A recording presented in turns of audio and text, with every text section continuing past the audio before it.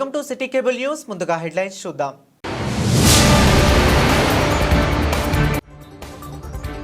కాంగ్రెస్ ప్రభుత్వం ఆటో డ్రైవర్లను మోసం చేసిందని నిరసిస్తూ సిరిసిల్ల పాత బస్టాండ్లో భిక్షాటన కార్యక్రమం.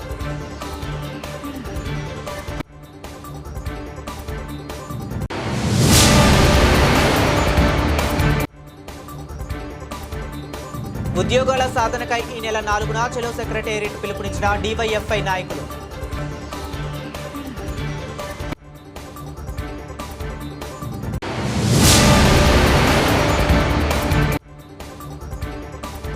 కేటీఆర్ హరీష్ రావులను విమర్శిస్తే ఊరుకునేది లేదని హెచ్చరించిన టీఆర్ఎస్ నాయకులు.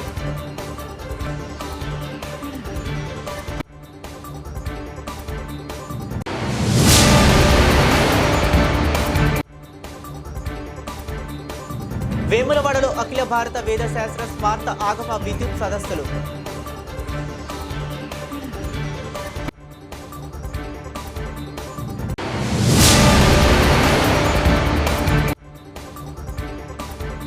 కేసీఆర్ను అధికారంలోకి తెచ్చుకునేదాకా విశ్రమించేది లేదని వెల్లడించిన కేటీఆర్ సేన నాయకులు.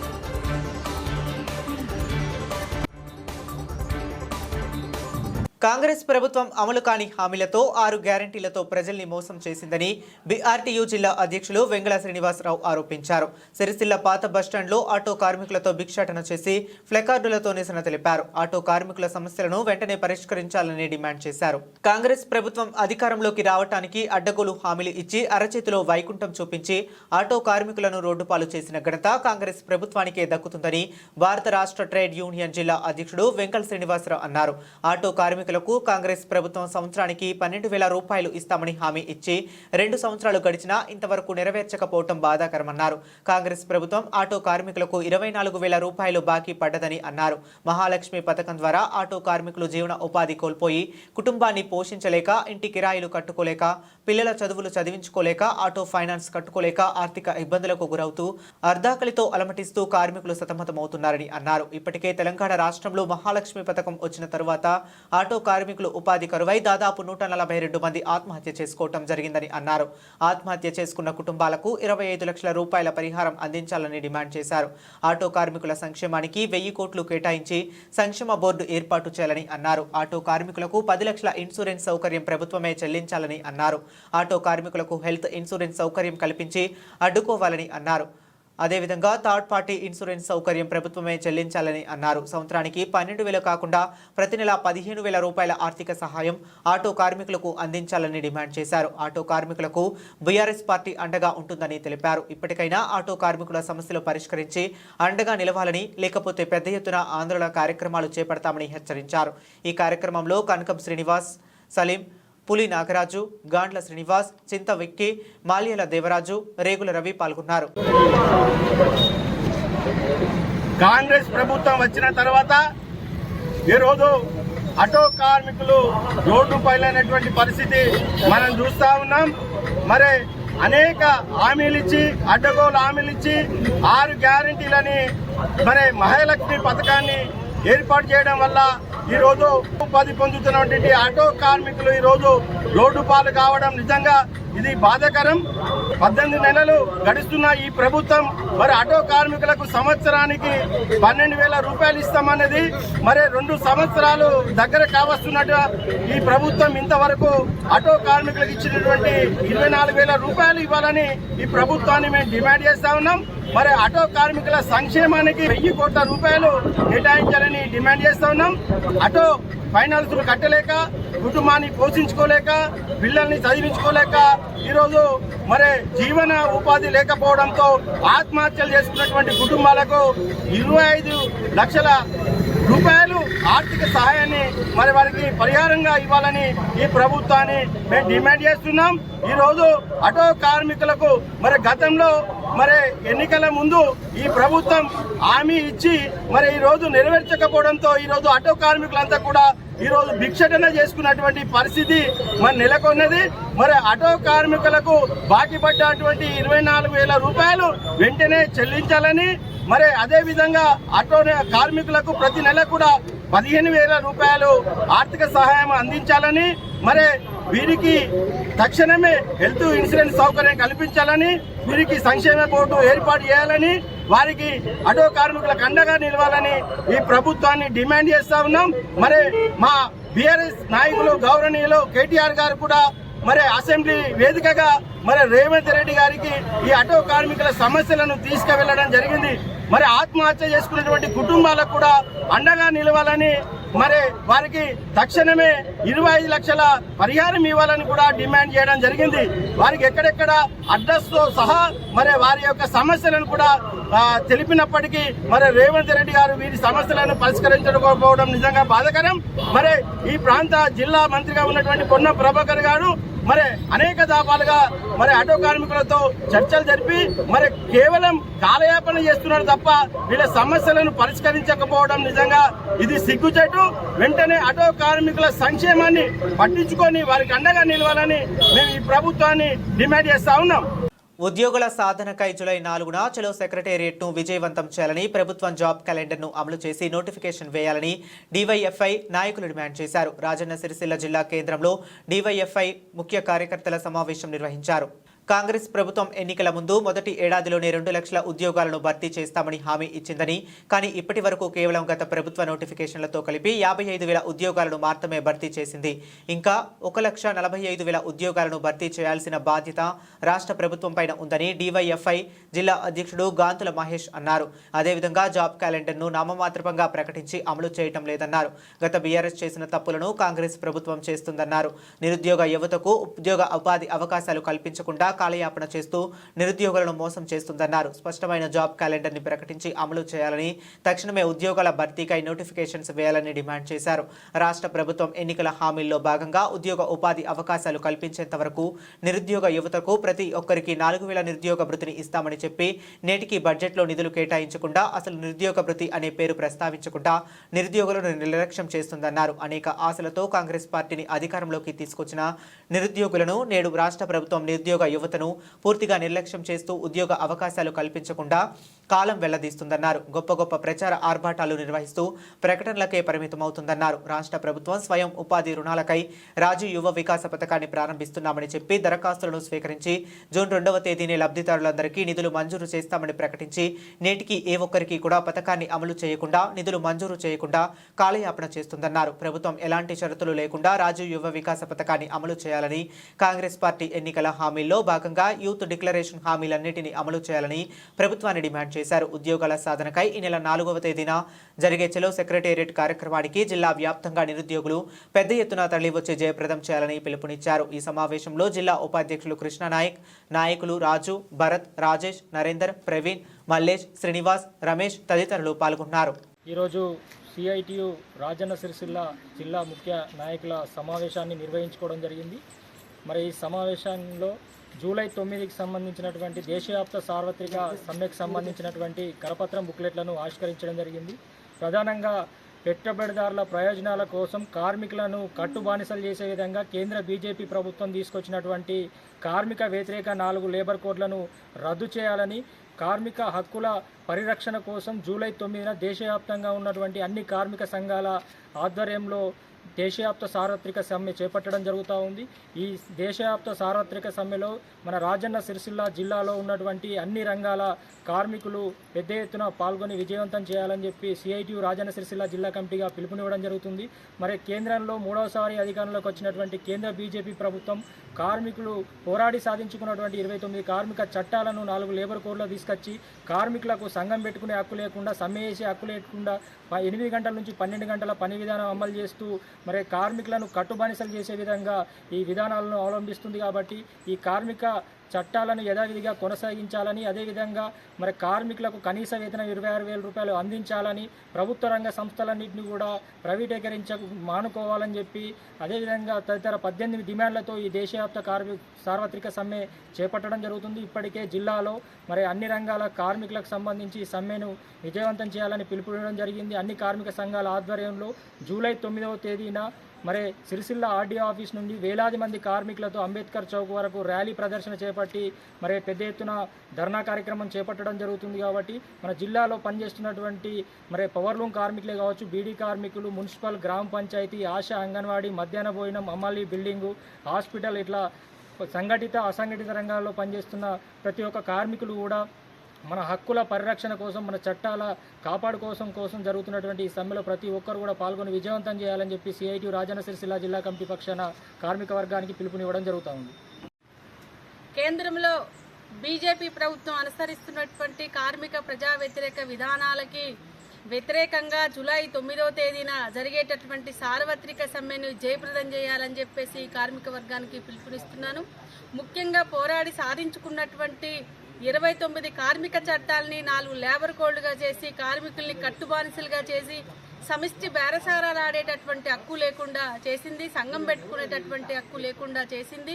అట్లాగే ప్రభుత్వ రంగ సంస్థలన్నింటినీ కూడా ఈరోజు ప్రైవేటీకరణ చేస్తుంది. ఒక పక్క డిజిటల్ ఇండియా అని చెప్పేసి చెప్తుంది, కానీ ఈరోజు డిజిటల్ ఇండియా కార్మిక వర్గానికి బువ్వ పెట్టదు. ఉత్పత్తిలో భాగస్వామ్యమైనటువంటి కార్మిక వర్గానికి అన్యాయం చేస్తుంది.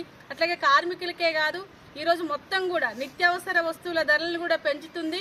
అవి కూడా నిత్యావసర వస్తువుల ధరలు నియంత్రించాలని చెప్పేసి, అట్లాగే 4 లేబర్ కోడ్లని రద్దు చేయాలని చెప్పేసి, కనీస వేతనం 26,000 రూపాయలు ఇవ్వాలి. స్కీములలో పనిచేసేటటువంటి స్కీమ్ వర్కర్లందరినీ కూడా కార్మికులుగా గుర్తించి వాళ్ళని కనీస వేతనం ఇవ్వాలి అని చెప్పేసి, అసంఘటిత రంగ కార్మికులుగా ఉండేటటువంటి అట్లాగే పవర్లూము, బీడీ, ఇతర కార్మికులందరికీ కూడా సమగ్ర చట్టం తేవాలని చెప్పేసి ప్రధానమైనటువంటి డిమాండ్ల మీద దేశవ్యాప్త సమ్మె జరగబోతుంది. కాబట్టి ఈ సమ్మె జయప్రదం కోసం మనం అందరం కూడా కృషి చేయాలి. ప్రభుత్వం మీద ఒత్తిడి తెచ్చేందుకు, అంటే ఈ యొక్క సమ్మెని ద్వారా ప్రభుత్వం మీద ఒత్తిడి తీసుకొచ్చి లేబర్ కోడ్లు రద్దు చేయించుకునేదాకా మనం గట్టిగా పోరాడాలని చెప్పేసి కార్మిక వర్గానికి పిలుపునిస్తున్నాను. కేటీఆర్, హరీష్ రావులపై మంత్రి పయ్యావుల కేశవ్ చేసిన అనుచిత వ్యాఖ్యలను వెంటనే ఉపసంహరించుకుని క్షమాపణలు చెప్పాలని టీఆర్ఎస్ రాష్ట్ర నాయకులు కంచర్ల రవిగౌడ్ హెచ్చరించారు. ఈరోజు సిరిసిల్లలోని తెలంగాణ భవన్లో ఏర్పాటు చేసిన మీడియా సమావేశంలో ఆయన మాట్లాడారు. కేటీఆర్, హరీష్ రావులపై మాట్లాడే అర్హత కాంగ్రెస్ నాయకులకు లేదని రవిగౌడ్ అన్నారు. మీరు మీ పార్టీ తెలంగాణ ద్రోహుల పార్టీ అని ఇక్కడ ప్రజలకు తెలుసుకుని ఇప్పుడు మేము తెలంగాణ వ్యతిరేకం కాదు అని మాట్లాడటం విడ్డూరమని అన్నారు. ఆనాడు తెలంగాణ తొలి ముఖ్యమంత్రి టీఆర్ఎస్ పార్టీ అధినేత కేసీఆర్ ఢిల్లీలో అన్ని పార్టీలపై ఒత్తిడి తెస్తే మీ పార్టీ, మీ ఆంధ్ర నాయకులందరూ రాజీనామా చేసిన విషయాన్ని తెలంగాణ ప్రజలు మర్చిపోరన్నారు. మీ చంద్రబాబు నాయుడు తెలంగాణలో పాగా వేయాలని చూస్తున్నారని, తెలంగాణ ప్రజలు అన్ని గమనిస్తున్నారని, మీరు మా పార్టీ వర్కింగ్ ప్రెసిడెంట్ కేటీఆర్ ని మాజీ మంత్రి హరీష్ రావు పైన మాట్లాడితే కేటీఆర్ అభిమానులుగా నాలుక చీరేస్తామని హెచ్చరిస్తున్నామన్నారు. ఈ సమావేశంలో నాయకులు ముద్దం అనిల్ గౌడ్, వడ్లూరి సాయి, కిరణ్, కోడం వెంకటేశం, ఎండి అజ్జు, గాజుల మహేష్ తదితరులు పాల్గొన్నారు. దానిపైన టీడీపీ నాయకుడు, మంత్రి అయిన కేశవులు మాట్లాడడం చాలా విడ్డూరమని ఈ సందర్భంగా తెలియడం జరుగుతుంది. వాళ్ళు మన కేటీఆర్ గారి పైన, హరీష్ రావు గారి పైన మాట్లాడడం, అటువంటి వ్యాఖ్యలను వెనక్కి తీసుకోవాలని మేము కేశవులకు సూటిగా ప్రశ్నిస్తూ డిమాండ్ చేయడం జరుగుతుంది. మేము తెలంగాణకు అనుకూలమని చెప్తున్నా తెలుగుదేశం పార్టీ గురించి తెలంగాణ ప్రజలకు తెలియదా అని సందర్భంగా అడగడం జరుగుతుంది. మీరు ఏనాడు తెలంగాణ రాష్ట్రం ఏర్పడితే మీరు తెలంగాణ రాష్ట్రం గురించి వ్యతిరేకంగా మాట్లాడిన కేశవులు గారు మీ పార్టీ సిద్ధాంతం ఏంటిదని ఈ సందర్భంగా అడగడం జరుగుతుంది. మా తెలంగాణ రాష్ట్రంలో మీరేంటిది పెద్దదనం చేసేది, మీరేంటిది, మీరు మా కేటీఆర్ గారి పైన, హరీష్ రావు గారి పైన మాట్లాడడం ఏంటిదని ఈ సందర్భంగా అడగడం జరుగుతుంది. మీకు ఏమైనా ఉంటే మీ రాష్ట్రంలో చూసుకో, మా తెలంగాణ రాష్ట్రంలో మీరు మాట్లాడే అర్హత లేదని ఈ సందర్భంగా బీఆర్ఎస్ పార్టీ పక్షాన డిమాండ్ చేయడం జరుగుతుంది. నిజంగా మీరు ఏమంటారు, తెలంగాణకు మేము వ్యతిరేకం కాదు అన్నారు. తెలంగాణకు వ్యతిరేకం కాదు, తెలుగుదేశం పార్టీ గురించి ప్రతి ఒక్కరికి తెలంగాణ ప్రజలకు ప్రతి ఒక్కరికి తెలిసిన విషయమని ఈ సందర్భంగా తెలియడం జరుగుతుంది. తెలుగుదేశం పార్టీ అంటేనే తెలంగాణకు వ్యతిరేక పార్టీ అని ఈ సందర్భంగా తెలియడం జరుగుతుంది. ఆనాడు కేశవ్ గారు మీరు ఆనాడు తెలంగాణ రాష్ట్రం గురించి పోరాటం చేసిన మా తెలంగాణ తొలి ముఖ్యమంత్రి బీఆర్ఎస్ పార్టీ అధినేత అక్కడ ఢిల్లీలో ప్రకటన చేయమని అన్ని పార్టీలకు మేము ఒత్తిడి తీస్తే మీరు మీ ఆంధ్రప్రదేశ్ లో ప్రతి ఒక్క ప్రజాప్రతినిధులు అందరు రాజీనామా చేసిన చరిత్ర మీది. తెలంగాణ రాష్ట్రం గురించి మాట్లాడే అర్హత తెలుగుదేశం పార్టీ ఆంధ్ర నాయకులకు లేదని ఈ సందర్భంగా తెలియడం జరుగుతుంది.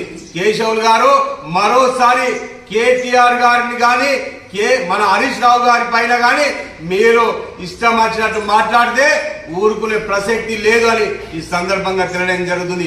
తెలుగుదేశం పార్టీ గురించి ఇక్కడ మాట్లాడే ప్రసక్తే లేదు. తెలుగుదేశం పార్టీ తెలంగాణ ద్రోహుల పార్టీ అని ఈ సందర్భంగా తెలియడం జరుగుతుంది. ముఖ్యమంత్రి గారు మీ చంద్రబాబు నాయుడు గారు ఎక్కడ ఇష్టం వచ్చినట్టు తెలంగాణ రాష్ట్రానికి వ్యతిరేకంగా మాట్లాడిన వ్యక్తి అని ఈ సందర్భంగా తెలియడం జరుగుతుంది. కేసీఆర్ గారి గురించి కానీ కేటీఆర్ గారి గురించి కానీ హరీష్ రావు గురించి కానీ మీరు ఫస్ట్ మీ అధినేత చంద్రబాబు నాయుడు గారిని మీరు ఇష్టం వచ్చినట్టు మాట్లాడడం, తెలుగుదేశం పార్టీ తెలంగాణలో ఏదో మాట్లాడితే మీరు నమ్ముతున్నారని ప్రజలు అనుకుంటున్నారని మీరు అటువంటి మాటలు మాట్లాడద్దని ఈ సందర్భంగా తెలియడం జరుగుతుంది. ఎట్టి పరిస్థితుల్లో ఏనాడైనా తెలుగుదేశం పార్టీని తెలంగాణ వ్యతిరేక పార్టీ అని చూస్తారు తప్ప ఏనాడు మేము తెలుగుదేశం తెలంగాణకు అనుకూలంగా మేము మాట్లాడతామనడం అది కరెక్ట్ కాదు. మీరు మీ చరిత్రను తెలంగాణ ప్రజలు ఎప్పుడు మర్చిపోరని ఈ సందర్భంగా తెలియడం జరుగుతుంది. బీఆర్ఎస్ పార్టీ పైన కానీ BRS party working president KTR గారి పైన మాజీ మినిస్టర్ అయిన హరీష్ రావు గారి పైన మీరు ఇష్టం వచ్చినట్టు మాట్లాడితే తెలంగాణ రాష్ట్రంలో కేశవులు గారు తెలంగాణ రాష్ట్రంలో మీరు ఎక్కడ తిరగనివ్వమని ఈ సందర్భంగా తెలియడం జరుగుతుంది. ఒక తెలంగాణ ఉద్యమకారులుగా తెలంగాణ కేసీఆర్ గారు కేటీఆర్ గారి అభిమానులుగా మేము ఒక్క మాట మీరు మాట్లాడినా మీ నాలుక చీర్తమని ఈ సందర్భంగా తెలియడం జరుగుతుంది. మీరు ఒక మినిస్టర్ అయి ఉండి మా రాష్ట్రం గురించి మీరేందయ్యా మాట్లాడేదని ఈ సందర్భంగా తెలియడం జరుగుతుంది.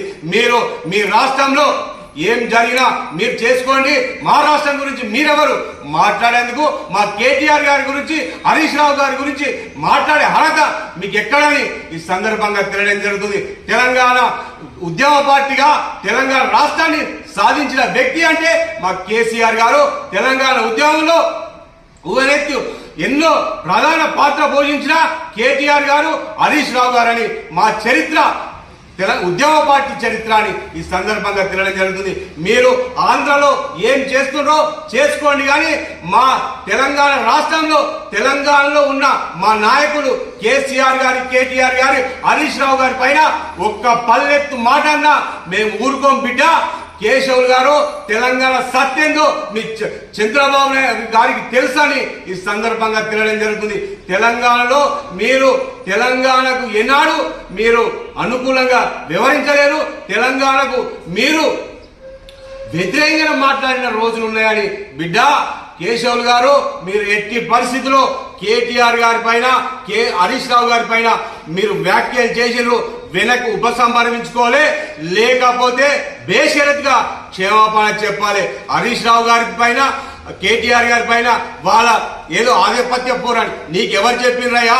మా రాష్ట్రంలో మా బీఆర్ఎస్ పార్టీలో ముఖ్యమైన నేతలు కేసీఆర్ గారు కేటీఆర్ గారు హరీష్ రావు గారి పైన మీరు మాట్లాడితే మరోసారి జాగ్రత్త. కేశవులు గారు తెలంగాణలో మీరు హీరో అవుతా అనుకుంటారు కావచ్చు, హీరో కాదు బిడ్డ, మీరు జీరో చేసే బాధ్యత మేము తెలంగాణ సైనికులుగా తెలంగాణ కేసీఆర్ కేటీఆర్ గారి మా అభిమానులంగా మేము హెచ్చరిక చేస్తున్నాం. ఖబర్దార్ కేశవులు గారు మరోసారి ఇటువంటి మాటలు మాట్లాడితే ఉరికిచ్చి తెలంగాణ రాష్ట్రంలో ఉరికిచ్చి కొట్టే పరిస్థితి తీసుకొచ్చుకోవద్దని ఈ సందర్భంగా తెలియడం జరుగుతుంది.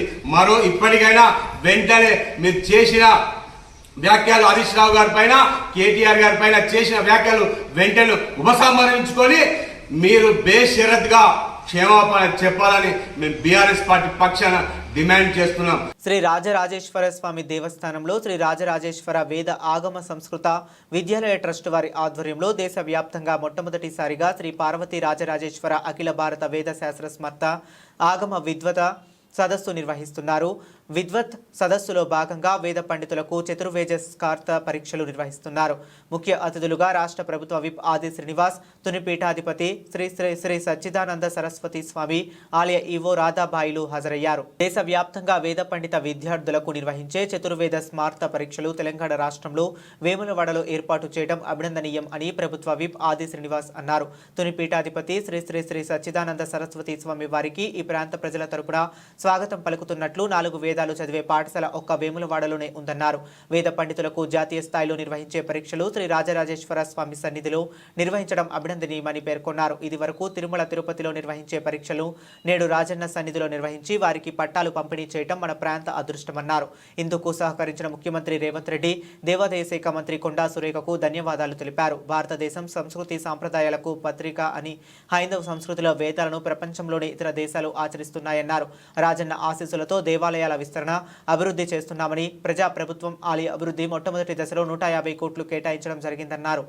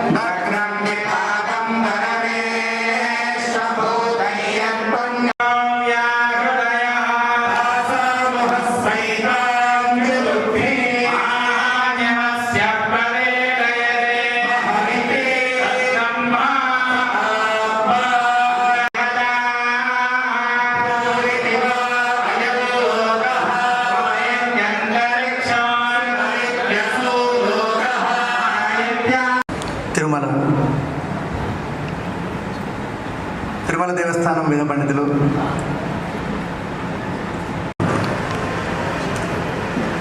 కోట పంచముఖ శర్మ గారు, విశాఖపట్నం దేవస్థానం రాణేయ శాఖ వేద పండితులు, రాణేయ శాఖ,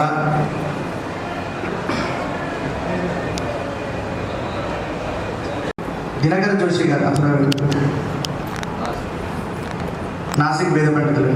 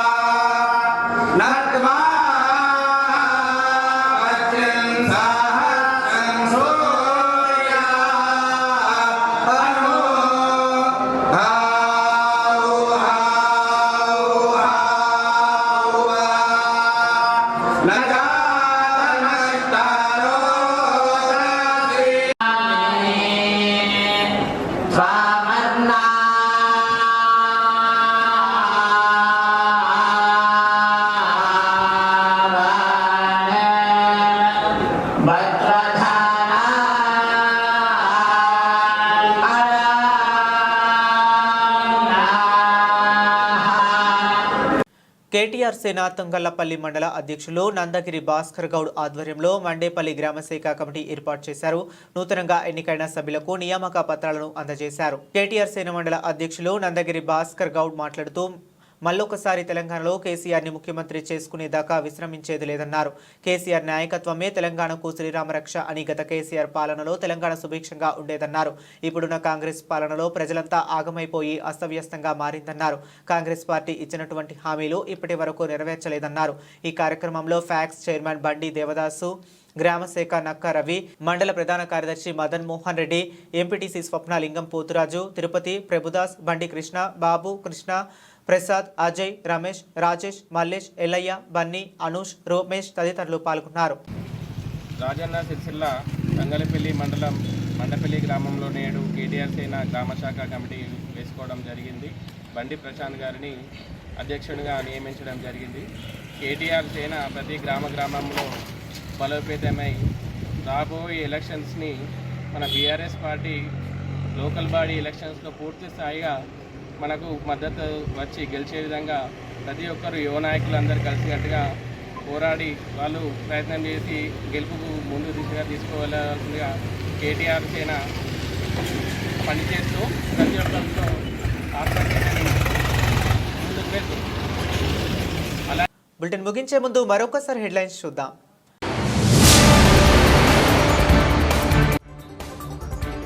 కాంగ్రెస్ ప్రభుత్వం ఆటో డ్రైవర్లను మోసం చేసిందని నిరసిస్తూ సిరిసిల్ల పాత బస్టాండ్లో భిక్షాటన కార్యక్రమం.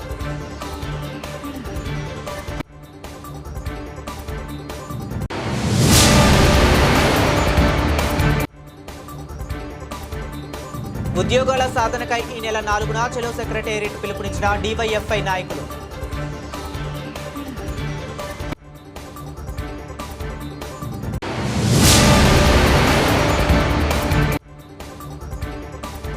కేటీఆర్, హరీష్ రావులను విమర్శిస్తే ఊరుకునేది లేదని హెచ్చరించిన టీఆర్ఎస్ నాయకులు.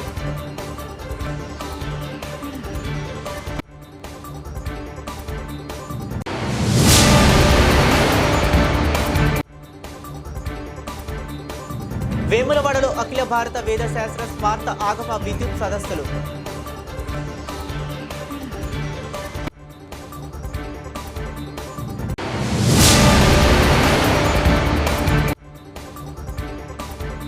కేసీఆర్ను అధికారంలోకి తెచ్చుకునేదాకా విశ్రమించేది లేదని వెల్లడించిన కేటీఆర్ సేన నాయకులు.